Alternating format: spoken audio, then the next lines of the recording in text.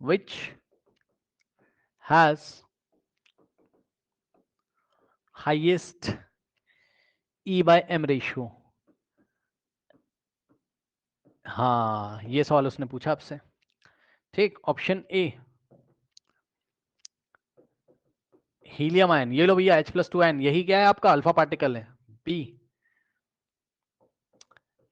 He single plus, c H plus and D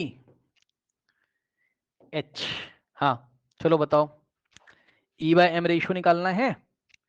ठीक, E by M ratio निकालना है, चलो फटाफट निकाल रहा हूं, जल्दी बताओ। He2+ के लिए E की वैल्यू, रिलेटिव चार्ज कितना है इसके ऊपर, जल्दी बताओ, देख के इसके ऊपर ही तो चार्ज लिखा हुआ है। रिलेटिव चार्ज कितना है इसके ऊपर बताइए।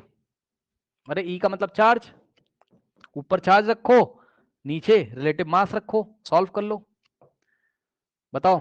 2, तो चार्ज है 2 और मास कितना होता है इसका, हीलियम का मास 4 होता है, चाहे हीलियम +1 हो चाहे +2 चाहे कुछ भी हो, क्योंकि हीलियम में 2 प्रोटॉन 2 न्यूट्रॉन होते हैं, तो 2 प्रोटॉन का मास 2 और 2 न्यूट्रॉन का मास 2, 2 + 2 4, 2/4 कितना आ गया 1/2।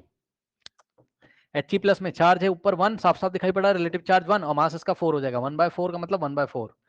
ठीक, ये हो गया आपका कितना 0.5 और ये हो गया कितना 0.25, सही है। उसके बाद H+ हाइड्रोजन आयन है भैया, चेक कर लो, चार्ज है 1 और हाइड्रोजन का मास तो 1 ही होता है।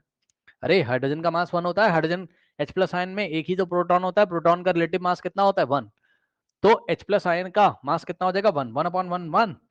और हाइड्रोजन का बेटा एटम है, ये चेक कर लो, एटम है, एटम पे कोई चार्ज नहीं है, चार्ज 0, मास होता है इसका भी 1। हाइड्रोजन के एटम में एक ही तो प्रोटॉन होता है तो मास होगा 1, 0/1 होगा 0। लो, अब उसने क्या पूछा था, which has highest E by M ratio, option c is the correct option. 1 सबसे बड़ा आ रहा है, कोई डाउट है बताइए।